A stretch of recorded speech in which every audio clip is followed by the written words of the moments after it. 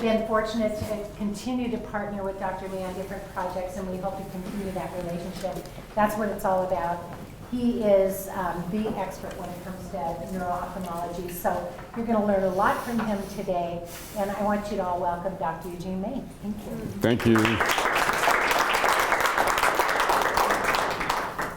Well, thanks to Vicki. Thanks for asking me to come. I always love coming up here and meeting new people, talking to people that I've known for a long time, and you know, just being up here, it's beautiful. And I see we have I don't know if you guys went upstairs in the past 10 minutes, but there's a blanket of snow over everything. Yeah, so it's really beautiful. Everybody say, oh no, it's like, that's wonderful. Yeah. It's really beautiful. So thanks again to the Alaska MS Center. Thanks to our sponsors, the pharmaceutical companies that are supporting this meeting, and thank you for coming and listening to me today. I am a neuro-ophthalmologist, and I know there's a wide spectrum of people in the audience today. I'm not sure that everyone even knows what a neuro-ophthalmologist is. I'm basically a neurologist. My primary training is in neurology, and I did additional training and a fellowship after my neurology residency in neuro-ophthalmology. And neuro-ophthalmologists see patients and manage conditions where people have visual disorders that are neurologically based. And as you probably know very well, the visual pathways in multiple sclerosis are very important and very frequently affected by MS. As we just heard from Dr. Hebert, the eye movement pathways are very often involved in people with MS as well. So in a neuro-ophthalmic practice, we see a lot of people with MS. And what I thought I would talk about today is some pretty recent growing information about the importance of the eye in MS, not just clinically. It's obviously important that we maintain our vision as much as possible, but also in regards to our understanding of what multiple sclerosis is and how we can track the course of multiple sclerosis just using the eyes. So we're going to talk about the optic nerve and retina and how they serve as windows to understanding multiple sclerosis. And I want to remind you guys as we go along the way to interrupt me if there's something that you don't quite understand or you want me to repeat, or if you have a question about, because again, there's so many people here with so many different kinds of backgrounds. It'll be helpful if you stop me and have me clarify something so that everybody else is going to follow along as well. Just briefly, the way we're going to approach this, we're first going to talk about the optic nerve in multiple sclerosis, a very commonly affected part of the nervous system in MS. Then we're going to move on to the retina, which is actually a part of the eye. And I think it'll be a surprise to a lot of people that the retina is actually involved in MS. And we'll try to figure out why that might be and what that tells us about multiple sclerosis. And finally, we're going to talk about a tool that we're using in neuro-ophthalmology to study the optic nerve in the retina in people with MS, and that's called optical coherence tomography, or OCT. So if I say OCT, I mean optical coherence tomography. Oh, there we go, right there. All right?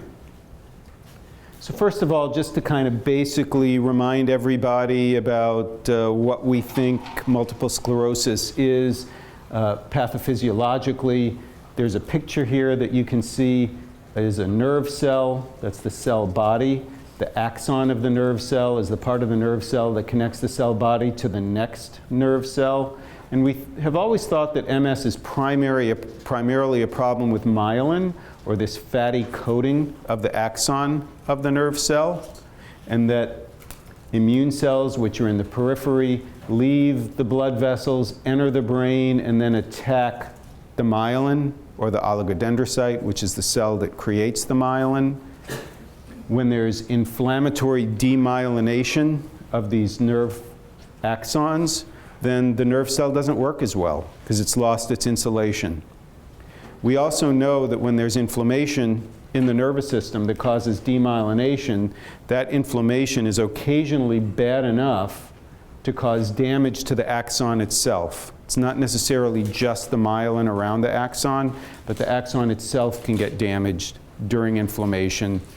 When a nerve cell gets demyelinated, the myelin can actually reform. And that's why we believe people who get attacks of MS or relapses get better, usually. after the relapse is because the nerve cells remyelinate. If the axon actually gets damaged, then the nerve fiber dies, and that cannot be overcome. So some of the damage from a relapse is temporary, thank goodness. Some of it may be permanent, though. So that's all inflammatory. We also, these days, accept the fact that there's more than just inflammation going on in people with MS. There's a certain degree of loss of axons, loss of nerve cells that's independent of inflammation, and may explain why a lot of people with multiple sclerosis have a progressive course. There's not just inflammation causing relapses. There may be progressive loss of axons over time that result in progressive loss of function.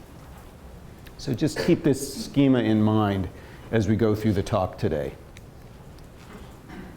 I think everybody's familiar with the different types of multiple sclerosis. The most common type of MS is relapsing remitting MS, where people get attacks or relapses of inflammation. There's temporary dysfunction of whatever part of the nervous system is affected, and usually there's substantial, if not complete, improvement. Occasionally after a relapse there may be incomplete improvement, leaving a person with a certain level of dysfunction or disability. People who start off with relapsing remitting MS and then start getting worse over time are said to have secondary progressive MS.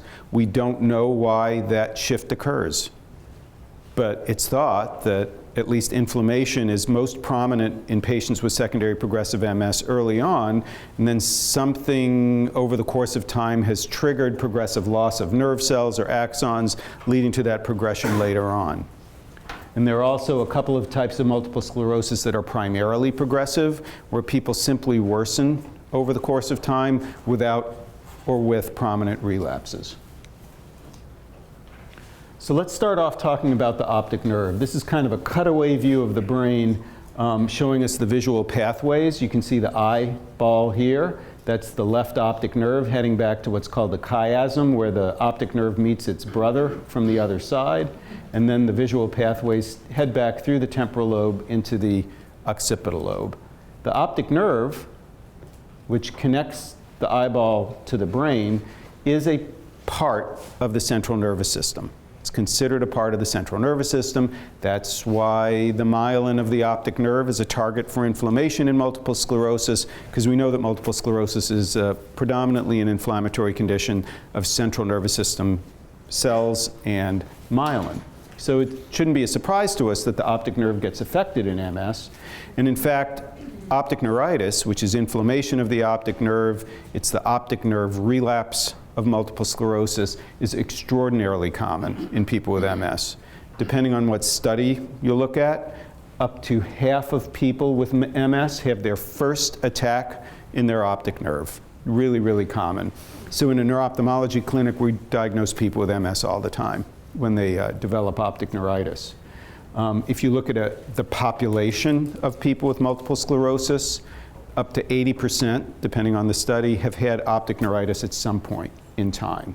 Really, really common for the optic nerve to be involved in MS. What is optic neuritis? What are the symptoms of optic neuritis? Well, predominantly vision loss in one eye. It can be mild, it can be severe. It's very, very characteristically associated with pain on eye movement. 85 to 90% of people with optic neuritis get a very distinctive pain behind their eye when they look side to side. Not everybody, but most people do. The good news about optic neuritis is that most people get much, much better, if not back to normal. Probably 85% of people with optic neuritis get their vision back to where it was before they had optic neuritis, even without any treatment at all. That, of course, leaves 10 to 15% of people with optic neuritis who don't get their vision back all the way. And that's, not necessarily always severe. It can be, but it's not always. But regardless, you like to have the best possible vision you can in both eyes. When we look in the back of people's eyes who have optic neuritis, we look at their optic nerves. The optic disc is this circle, the contents of which are the optic nerve coming from behind the eye, with the nerve fibers kind of flaying out onto the retina. So this is a case of what's called retrobulbar optic neuritis. Retrobulbar means behind the eyeball. So the patient with the picture on your left, had inflammation in their optic nerve causing optic neuritis behind the eyeball. So when you look in that eye, it looks perfectly normal. You know, the eye itself looks fine, which is why, unfortunately, some people with optic neuritis don't get diagnosed because they see an eye doc who's not thinking about optic neuritis. Patient can't see, the eye looks normal, and the doc says, I don't know, your eye looks fine, because the inflammation is actually behind the eye. There's some other cues based on what the patient is telling you, other findings on exam that should tip us off. But suffice it to say, with retrobulbar optic neuritis, the eye looks normal. 2/3 of all cases of optic neuritis in people with MS are retrobulbar. You look in the eye, it looks fine. The other third of people with optic neuritis and MS have swollen optic nerves. It's a little hard to tell the difference, but you see here this nice clear circle that's called the optic disc margin. You can see the optic disc margin really well defined in this picture on the left. But here you can see there's kind of whitish fuzz over the disc margin. And those are nerve fibers that are swollen right in the back of the eye. And this is what we would call an anterior optic neuritis. It's occurring right at the front part of the optic nerve, right as it enters the eye. And 1/3 of people with MS who get optic neuritis have an anterior optic neuritis. So what is a typical course? Usually 7 to 10 days of that eye pain. Then it takes weeks and weeks and weeks for the vision to gradually get better. But like I said, up to 90% of people with optic neuritis get their vision back to where it was before. A lot of times, as you well know, when we see people with MS relapses, including optic neuritis, we treat with intravenous methylprednisolone or high doses of steroids to settle down the inflammation. There's pretty good data, particularly for optic neuritis, that use of steroids does not improve the visual outcome, that a person's visual outcome is going to be the same whether or not they get steroids. However, people that are treated with high-dose steroids get better quicker. So the course is kind of foreshortened. It certainly helps the pain a lot. In people with MS, there's some data that using high-dose steroids delays the next attack of MS, at least within the first couple of years. So I think there's a lot of variability amongst neurologists and neuro-ophthalmologists about using steroids for treating relapses. Maybe we can talk about that when we have our panel discussion later. I don't treat every case of optic neuritis with steroids. I mean, I know it's going to get better, and if patients don't have real severe pain, you don't necessarily have to treat it. When patients get it in both eyes at the same time, that's obviously a big problem. If you can't see out of either eye, we're more likely to treat those with steroids, but we don't treat every case of optic neuritis with steroids. So other than optic neuritis, which is by far the most common, well, I shouldn't say that. Beyond optic neuritis, what happens after people get optic neuritis? Well, they develop what's called optic atrophy. So even people whose vision recovers back to normal, most of them will have some level of optic nerve damage. Even though their vision is normal, there's optic nerve damage, almost always. And the way we see that is when we look in the back of a person's eyes a couple months out from when they had optic neuritis, you can see that this is a normal optic disc back here. What I want to have you look at is within the optic disc margin, within that circle, you can see how there's this brownish reddish tinge all the way around in the optic nerve. That's a normal, healthy optic disc. Over here, you can see that this outer part, or what we call the temporal part of the optic disc, is kind of whitish and pale. You could argue it's a little paler in the nasal sector too compared to the other side. So this is optic atrophy, when there's loss of optic nerve fibers. And it's a very common sequela of optic neuritis, whether or not a patient's vision improved. So try to remember that, because we'll talk about that later. Even with recovery, there's nerve cell damage. There's another type of optic atrophy, though, that people with MS develop, and that is a bilateral optic atrophy that occurs completely independent of having optic neuritis. So you can see people who've had MS for a long time, particularly people with progressive MS, who have optic atrophy even though their vision is perfectly fine and they've never had optic neuritis. So this kind of gets back to this notion that we have of an inflammatory component of MS, where people get inflammation and there may be nerve damage, and a progressive form of MS where it's just dropout of nerve fibers. And we're seeing this just by examining people and looking in their eyes. And again, this is not necessarily associated with any kind of particular level of vision loss. A lot of people who have optic atrophy with MS have perfectly normal vision. Some don't, but most do. Any questions about all of this so far? Because we're going to move away from the optic nerve and start talking about the retina. And it's been known for a while that people with multiple sclerosis have retinal syndromes, but it's not clear what the significance of the retinal syndromes are. But as the years have gone by, now that we have new technology to study the retina, we're finding more and more that the retina is affected by MS, just like the optic nerve and the rest of the brain is.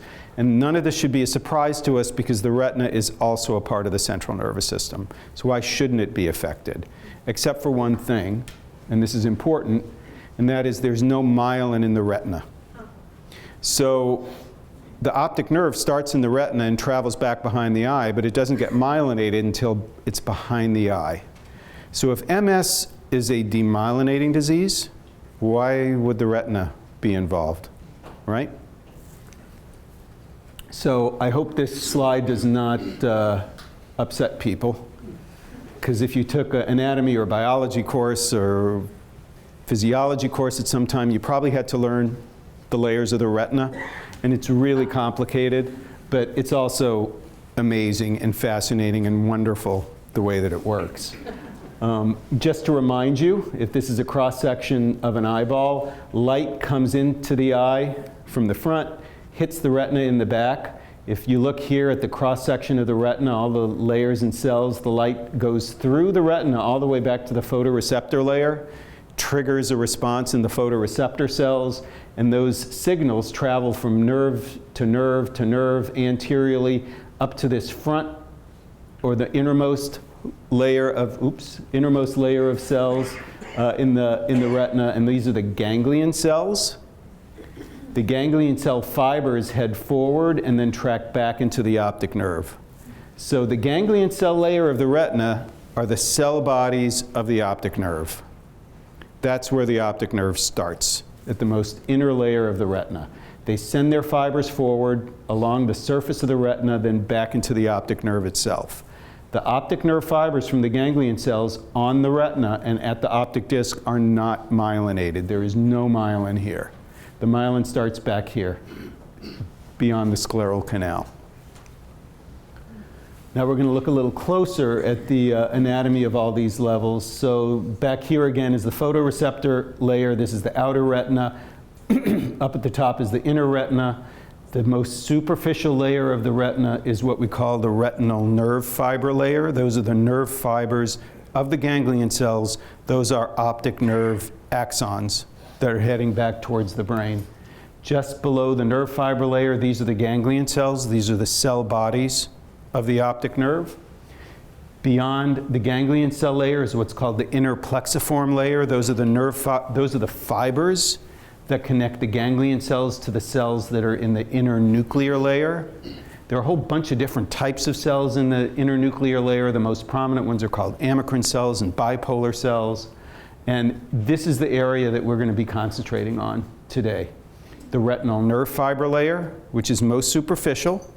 Those are the optic nerve axons. And then we're going to look at what's called the ganglion cell inner plexiform layer. It's a combined layer of the ganglion cells and the fibers that head more posteriorly towards the inner nuclear layer.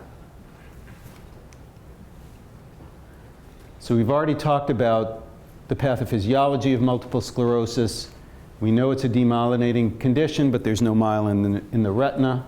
We know there's axonal loss as a result of inflammation. Could there be inflammation in the retina that's damaging axons? We know that there's neuronal loss in multiple sclerosis, which may cause progression or be related to progression. And we'll see if something like this might be going on in the retina as well. So what do we know just historically about retinal pathology? I mean, for 50 years now, there have been studies looking at the eyes of people with multiple sclerosis. And for decades and decades and decades now, we know that people with MS do not have normal retinas when you do a pathologic study or you slice up an eye and look at it histologically. We know that 80% of people with MS who've had this type of postmortem study have loss of the ganglion cells. That may not be particularly surprising, because we know that when people have optic neuritis, there can be damage to the nerve fibers, and that'll cause damage to the ganglion cells and cause dropout of the ganglion cells in the retina, or the cell bodies of the optic nerve. But this is a lot. 80%, could that all be the optic neuritis patients? Maybe, because we know that up to 80% of people with MS get optic neuritis. But what about further down, the amacrine and the bipolar cells down here in the internuclear layer? 40% of eyes had loss of amacrine and bipolar cells. So why would cells this deep in the retina drop out in people with MS? Well, that's a good question, and I can't say we know the answer to it yet, but it's compelling and it's informative. This is just a couple of slides of a normal retina here. This is a mildly affected retina, and this is a more severely affected retina. If you look at the ganglion cell layer, which is right below the nerve fiber layer, why don't we just concentrate on that one first? You can see in this top slide a whole bunch of these dark brown circles. Those are healthy nuclei and healthy ganglion cells. If you look at a mildly affected person, you can see here, compared to the slide above, it's a little bit more scant. In this cell, the nuclei are stained purple. So there may not be quite as many as there are up here, but only mildly diminished. But if you look further down, this patient, his or her ganglion cell layer is practically depopulated. And then if you look a little bit deeper at the internuclear layer, which is the next cell layer, this is a healthy internuclear layer in a patient without MS. This is a kind of mildly affected internuclear layer, and this is a more severely depleted internuclear layer in a person with MS. So we know for a couple decades that that's been going on pathologically. The other interesting pathologic finding that in a lot of people with MS is that there is perivascular infiltration. So this is a little venule at the surface of the retina, and you can see all these inflammatory cells surrounding the venule. Same thing here. There's a little venule. You can actually see the blood in it, and all of these inflammatory cells surrounding the venule in the retina. So boy, there's some inflammation there, but there's no myelin, right? Beyond the pathology, what about clinical syndromes of the retina in people with MS? Well, in fact, they're there, and we've known about them for quite some time. The most common is what's called retinal periphlebitis. We'll talk about that. The less common, although important one, is intermediate uveitis.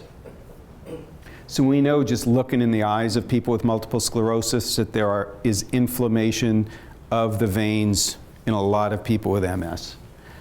This is a picture of the blood vessels in more of the peripheral retina, not right in the back where the optic nerve is, but a little further out.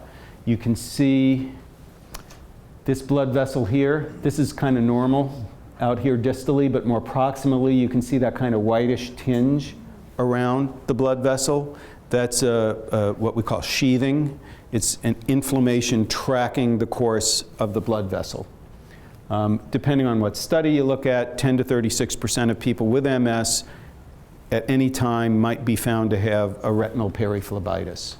Important in the differential diagnosis, sarcoidosis most commonly is confused with MS in situations like that, but you see it in MS too. It's almost always asymptomatic. People with retinal periphlebitis aren't coming in with visual loss or any other syndrome. Occasionally it can cause problems if it impairs blood flow or backup of blood flow in the retina, but usually not. There seems to be a relation between the activity of MS and the activity of retinal periphlebitis. Not clear. Not a lot of good studies done looking at whether or not retinal periphlebitis is associated with more MS activity. What does this tell us about MS and the brain? What's going on in the brain? Well, we know pathologically in the brain that people get inflammation surrounding the venules in the brain, and that may explain the distribution of the white spots that we see on people's MRI scans. If you do a high resolution enough MRI scan, you can actually see this venular infiltration in brains of people with multiple sclerosis. So shouldn't necessarily be surprising that if there's periphlebitis in the brain that we see it in the eye as well. But it's likely, though, that myelin is not the trigger for this inflammation, or else you wouldn't be seeing it in the eye. The other condition that we see that affects the eye in people with MS is called intermediate uveitis. The historical name for intermediate uveitis is called pars planitis. Has anybody heard of pars planitis or intermediate uveitis? All right, so the reason it's called intermediate uveitis or pars planitis, if you look at a side view of the eye again, or a cross-section of the eye, the most anterior part of the retina as it comes right behind the iris is called the pars plana. The uvea is the soft tissue in the eye, and there's anterior uvea is the iris in the anterior segment of the eye. So anybody heard of the condition called iritis? Okay, iritis is when the iris and the anterior chamber get inflamed. That's called anterior uveitis. If the back part of the eye in the posterior retina gets inflamed, that's called posterior uveitis. If the middle part of the eye gets inflamed from the pars plana kind of halfway back, that's what's called intermediate uveitis. So it's the middle part of the eye getting inflamed. There's inflammation in the retina, there's inflammation in the vitreous, which is the kind of jelly-like or oily-like central part of the eye, and the blood vessels along that part of the retina get affected as well. We see when we examine people, I'll show you some pictures of this, there's evidence of that vitritis or vitreal inflammation. You can see vasculitis on the retina, the macula can get affected. The inflammation in the vitreous you can see in the pars plana. You can see these snowballs. If you can't just look in an eye and see this. You have to do what's called an indirect exam with scleral depression. So I don't know if you've been to the eye doc and he comes at you with the kind of thing that ENT doctors use. That's called an indirect ophthalmoscope. So you need an indirect ophthalmoscope. You have to push on the eye to get it to go really to the side so you can kind of see into the corner of the pars plana. But in situations like that, you can see snowballs, which is where the inflammatory cells kind of glom up and look like little snowballs. You can see snow banking, which is pretty obvious what that means. It's just a big bank of inflammation in the pars plana. And you also can see this periphlebitis, too, in people with intermediate uveitis. So most people, in contrast to just having periphlebitis, people with intermediate uveitis are symptomatic. They most commonly have some discomfort in the eye from the inflammation. They're floaters because there's junk in the vitreous kind of floating around. Can cause your vision to get blurred as well and makes you light sensitive. When your eye is inflamed, it becomes sensitive to light. It's usually unilateral, but can be bilateral. And some people just get intermediate uveitis over and over again. And has anyone in this room had intermediate uveitis or pars planitis? MS is, for our purposes, the most important associated condition. Some people get pars planitis, like I said, for no good reason, but a lot of people with MS get pars planitis as well. There's some other conditions like sarcoidosis, inflammatory bowel disease, that are associated with intermediate uveitis as well. It's pretty easily treatable. You can use steroid eye drops. You can get a steroid injection in the eye if need be. Sometimes we treat people orally for intermediate uveitis. The interesting thing about it and its relationship with MS, though, we know that of all people with MS, depending on the study that you look at, about 1% get intermediate uveitis. That may not seem like a lot, but in fact, that's 20 times the incidence in the rest of the population. So this is a pretty rare condition. It's rare in MS, but it's even rarer if you don't have MS. So there's something about it that people with MS are more susceptible to it. If you look at intermediate uveitis patients, kind of the other way around, let's just look at people who get intermediate uveitis, then you find that up to 12% either already have MS or are ultimately diagnosed with MS. And the incidence of MS in the population is, what, 0.3% or something. So this is way, way weighted towards MS. So there's something about intermediate uveitis and MS that are clearly related. Any questions about that? All right, so hopefully I've convinced you that the retina is involved with MS. And eyes get inflamed in people with MS. There's no question. Even though it's not in the brain, it's part of the brain. Even though there's no myelin, there's inflammation. All right? So we're going to take a little bit of a sidebar and talk about OCT, or optical coherence tomography. Has anyone in here had an OCT? All right. What's that? I just said not that I know of. No? Okay. All right. Well, if you're in Seattle and you have MS, you're going to get an OCT, pretty much. What an OCT is, the way I like to think about it, this is really complicated physics that I do not understand, and I'm not going to try to explain to you. But everybody kind of has a sense of what an ultrasound is. You know, you get an ultrasound, they kind of rub your body, and you get cross-sectional pictures of what's in the body. What an OCT is kind of like doing an ultrasound, getting a cross-sectional image. The difference is that ultrasound uses sound waves, or ultrasound waves, and OCT uses infrared waves. So these are really short wavelength waves. And so the cross-sectional picture that you get with OCT using infrared light is going to be of a much smaller object with much higher resolution. And so here's a picture here of an OCT of a person's retina. So you can aim the interferometry equipment to the back of the eye, and you can generate a cross-sectional view of the retina and of the optic nerve, as we'll see. And this is a bona fide OCT looking at the layers of the retina, just like we were looking at those pictures and path slides before. The most superficial layer of the retina, these are kind of artificially colored, is the nerve fiber layer. You see that here? And then below that is the ganglion cell layer and the inner plexiform layer. All right? So we can actually look in the back of a person's eye and see how thick their optic nerve is in the eye, and we can see how healthy their ganglion cells are in their retina by doing an OCT. So this is a actual OCT readout in a person. I don't know whether they had MS or not, because it's pretty normal. And in this particular image, the OCT was directed around the optic nerve to measure the thickness of the nerve fiber layer in the back of the eye. So you can see here, this is the optic nerve heading towards the back of the eye. This is the back surface of the eye. The other way to think about this is that the ganglion cells are here, and they're sending their fibers out and down into the optic nerve. You can see how fat the optic nerve is back here and how thin it is on the surface of the retina. Anybody know why that is? Because of the myelin, right. This is all myelinated. It just plumps it up. But here there's no myelin, so it's pretty thin. But the thickness of the retinal nerve fiber layer in the retina gives you an idea about how healthy the optic nerve is even behind the eye, because it's all the same fibers running through. So this is not going to be measuring optic nerve myelination. It's just going to be measuring the health of the optic nerve itself, how thick it is it normal or is it abnormally thin? Has there been damage to the optic nerve fibers? So what we do, I don't know if you can see here very well, there's the optic disc in here. You see that little circle like we've been looking at, the optic disc?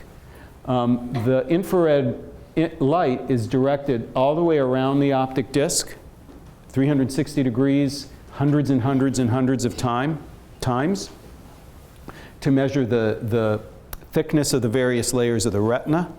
And on this particular image, what we're looking at is the thickness of the most superficial layer of the retina, or the retinal nerve fiber layer. And what the computer readout shows us is for the right eye, you can see here the solid line. If you start off at the temporal side of the optic nerve, which is out here, and then you look at the thickness all the way around the optic nerve, it measures it all the way around the superior side, the nasal side, the inferior side, back to the temporal side. It plots it out from temporal to superior to nasal to inferior to temporal.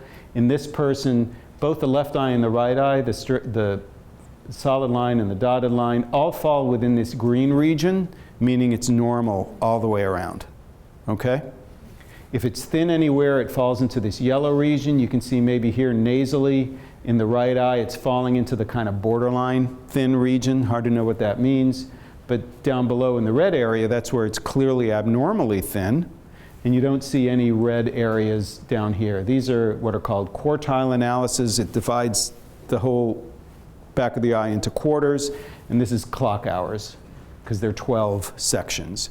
This patient has a single clock hour that's borderline, in the other eye, all normal. So this is a normal OCT. The nerve fiber layer in the back of the eye is normal all the way around. Okay?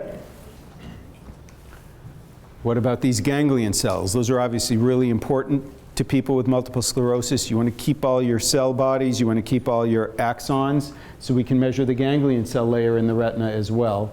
And this is more looking around the macula. The previous picture, the light was being spun around the optic disc.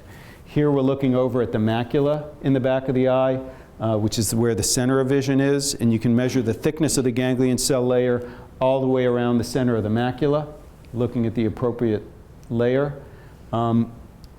It says retinal ganglion cell interplexiform layer because based on our current level of technology, you can't separate out those two layers. You remember the ganglion cell layer is connected to the internuclear layer through the interplexiform layer. With our current level of analysis, you can't separate those two. So we're looking at retinal ganglion cell interplexiform layer. But the only cells in those layers, in that layer, or those layers, are the ganglion cells. And you can see in this patient, similar to the previous one, it's normal all the way around, it's all green. This patient has normal, healthy retinal ganglion cells all the way around the back of the macula. And finally, we can look at the macula itself and all the different layers of the macula. You can find out what the thickness is at the level of the foveola, which is the center of the macula, and look at the macular volume. This is not overly important these days with MS, except in people who take this medicine called fingolimod. Everybody knows about fingolimod and Gilenya. It can cause what's called cystoid macular edema. Cystoid macular edema occurs in the internuclear layer of the retina. So when people are on fingolimod, that 0.3% of people on fingolimod who develop this complication, we do OCTs of the macula, and you can actually see the cysts in the macula. So this is really the test of choice when you're scanning and following people on fingolimod or to make sure they're not developing cystoid macular edema. Well, what do we know about OCT and MS? And this is, I think, to me, so exciting. There's a lot of data that's been generated probably over the past 10 years now that's getting increasingly sophisticated and reproducible about what we're learning about MS just based on what's happening in the eye. The first set of studies we're going to talk about are what are called cross-sectional studies. So a cross-sectional study would be if you look at a big group of people with MS and you look at their OCTs all at the same time, what do you find? And what initially we learned is kind of supporting what we always thought about the optic nerve in MS. And that's first and foremost that if you look at a big population of MS patients, there's thinning of the retinal nerve fiber layer in most people with MS. We know that people with MS who have had optic neuritis have thinner retinal nerve fiber layer than people who have not had optic neuritis. So MS does something to the optic nerve axons, but if you have optic neuritis on top of it, you have even thinner retinal nerve fiber layer. Just like when we looked at the patient with optic atrophy, we saw that it was kind of the side of the optic nerve that looked palest. You see that on OCT as well. That confirms that what we've been thinking, what we've been seeing for so long is really happening and measurable and quantifiable. We know that healthy retinal nerve fiber layer depends on age, but usually is in the 90 to 100 level. People who have optic neuritis and there's dropout of retinal nerve fiber layer and they get pale optic nerves. You can see a pale optic nerve, you can see paleness or thinning on the retinal nerve fiber layer OCT with normal vision until you get down to a thickness of 75 microns or below. So now we know what the cutoff is. Why some people get optic atrophy but see fine, but some people don't. And there's this threshold of dropout of retinal nerve fibers, and when you cross that threshold, you start to have permanent vision loss. That's probably why one episode of optic neuritis you get away with, two you may or may not get away with, but by the time you have your third, you're going to start having persistently blurred vision when the retinal nerve fiber layer gets below 75 microns in thickness.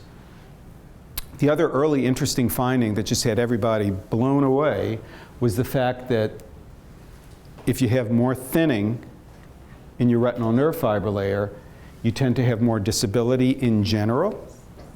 There are more white spots on your brain scan in MS, and the brain tends to be a little bit more shrunken. So what we're seeing in that tiny thin surface layer of the retina is an indicator of what's going on inside the brain.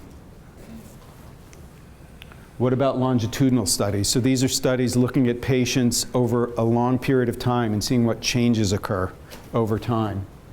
One important early finding, again, kind of confirmed what we thought we knew, and that is if you have optic neuritis up front, optic nerve should be okay. It looks okay as long as it's retrobulbar, but within 3 months you start seeing that nerve fiber layer dropping out.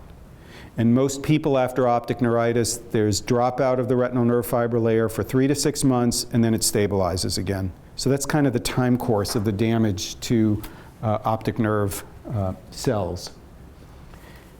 If people have optic neuritis and after 6 months there's still thinning of the retinal nerve fiber layer, if it's ongoing, particularly in both eyes, that's clearly an indication of ongoing MS activity inside the brain.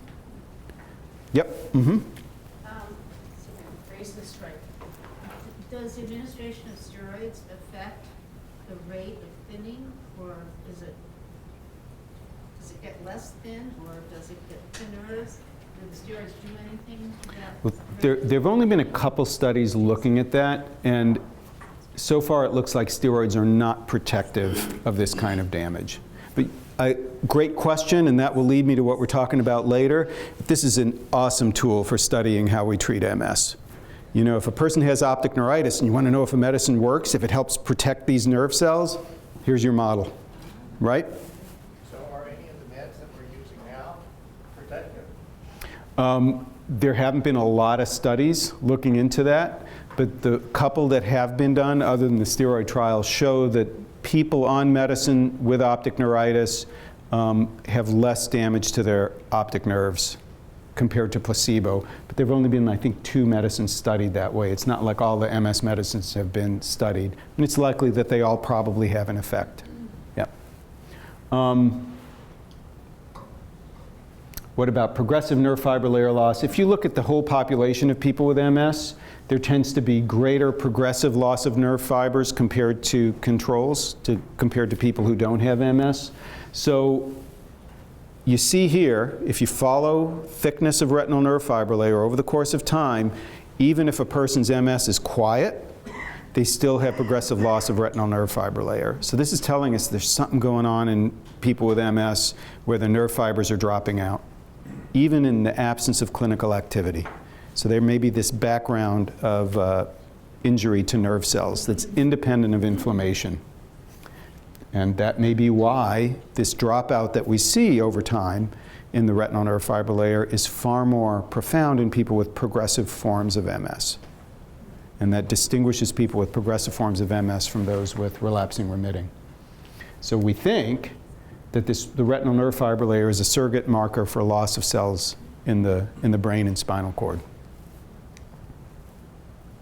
Here's an OCT of a person with optic neuritis.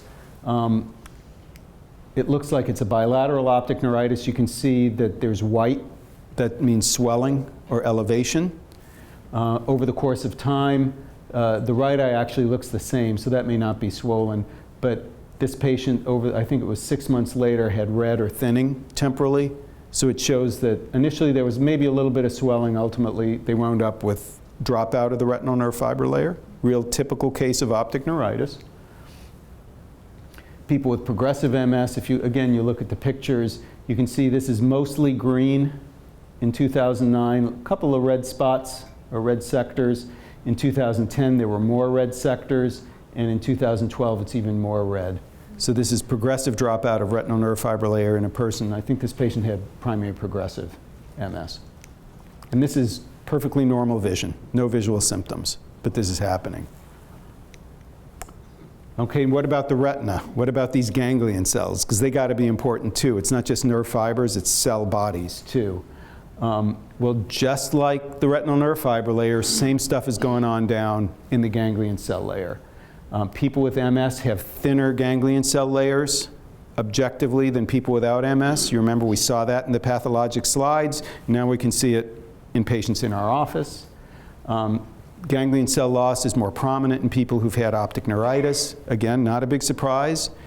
If MS causes damage but optic neuritis causes more damage, you lose more ganglion cells. It's present in all types of people with MS, but that progressive loss of ganglion cells is particularly profound in people who have progressive forms of MS. The longer you have it, the more you see it. May correlate better with, I see. The ganglion cell parameters are probably better correlated with visual outcome and MS activity than retinal nerve fiber layer parameters. So we're thinking that looking at the ganglion cell layer in the retina gives us a better window into what's going on in the brain than the retinal nerve fiber layer numbers do. And that's probably because there's other stuff going on with the optic nerve, with swelling that doesn't affect the deeper retina, and other stuff that goes on with people's eyes that may more likely affect the retinal nerve fiber layer than the deeper retina. So it's looking like the retinal ganglion cell layer is probably a better structural marker for MS activity than the retinal nerve fiber layer. So what are the clinical implications? How is OCT helpful for us clinically? Well, in patients where we're trying to figure out whether they have MS or not, if we're trying to figure out whether a visual symptom that they're having is due to MS or not, the OCT really helps us sort out what's going on with the optic nerves beyond just clinical observation. It helps us diagnose optic neuritis when in those rare cases where we're not quite sure. We can see that if a person with MS has a visual symptom, we're not sure if they had optic neuritis or not, but 3 to 6 months later, there's thinning on the OCT that you didn't see before, then you can assume in retrospect that they really did have optic neuritis. We use it, as I said, for looking for cystoid macular edema in patients on fingolimod or gilenia, and it also helps us track what's going on in an individual patient over time, particularly if we think that they may be progressing, may not be, we don't know, and you want to get a sense over time what's happening to the optic nerve. What about research implications? Well, I think the most obvious thing is you can look at a person's eye, look at their optic nerve, look at their retinal ganglion cells, plot it over time, and figure out what's going on in their brains. It's a very easily accessible window to the brain. It's a lot cheaper than an MRI scan, too. So it may be a way to follow people over time without subjecting people to really expensive MRIs. As was mentioned earlier, we can use OCT as a marker of response to treatments and study medicines that we use and study medicines that are about to be put on the market. We talked a little bit yesterday about anti-LINGO, which is the medicine that promotes remyelination. The first anti-LINGO study was done using optic neuritis and OCT. We need better studies and bigger studies that show correlation between these parameters and MS activity. There was a real good paper came out in the Annals of Neurology just a couple of months ago, written by a consortium of neuro-ophthalmologists who are studying this kind of thing, and it showed 4-year data of OCT and how it correlates so well with MS disease activity, MRI parameters. But a lot more work has to be done to really make it clinically relevant. So finally, just to review kind of the things that I think are the take-home points, and hopefully I convinced you, is that optic neuritis, optic nerve disease, really common in multiple sclerosis. The retina, just like it's a part of the brain, even though there's no myelin, it's affected in multiple sclerosis. This is our confirmation that MS is not just a demyelinating disease. It's more than a demyelinating disease. And then finally, we can use OCT parameters to get a good sense of what's going on with a person with MS and use OCT in studies to figure out how to treat MS and how to understand MS. So do I want to take questions now or should I wait till later? You can take some now. All right. You're okay. Okay. Anybody has questions about any of this stuff? Yes, Jessica.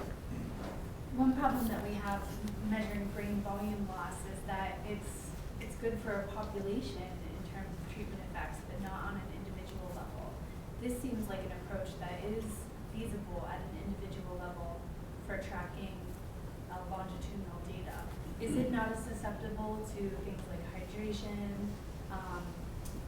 calibration of the machine, things like that? Very little. I mean, the retinal nerve fiber layer more so than the retinal ganglion cell layer, which is why the retinal ganglion cell data is better than the nerve fiber layer data. Because once you get that deep in the retina, it's not going to be susceptible to things like optic nerve swelling, hydration, steroid use, that kind of thing. That's Yeah. even Yeah.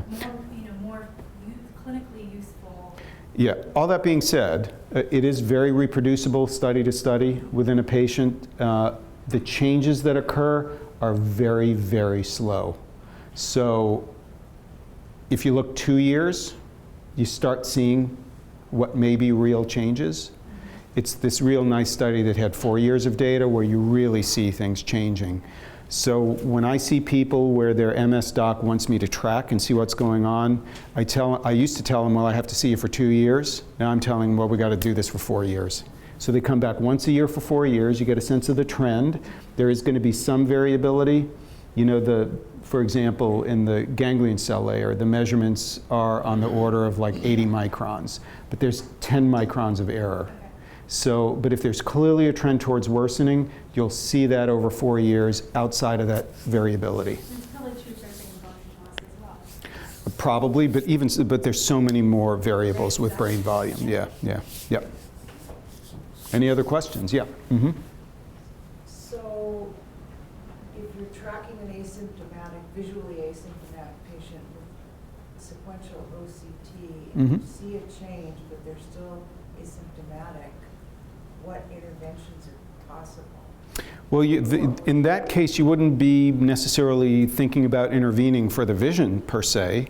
You're intervening because that is an indicator of what's going on in the brain and what's going on with the MS. So sometimes just drop out of the ganglion cell layer or drop out of the retinal nerve fiber layer is an indication of progression, even subclinical progression, but it's often an indicator of inflammatory activity in the brain. It also correlates with inflammation in the brain too. So this is never going to be the single thing that we're ever looking at.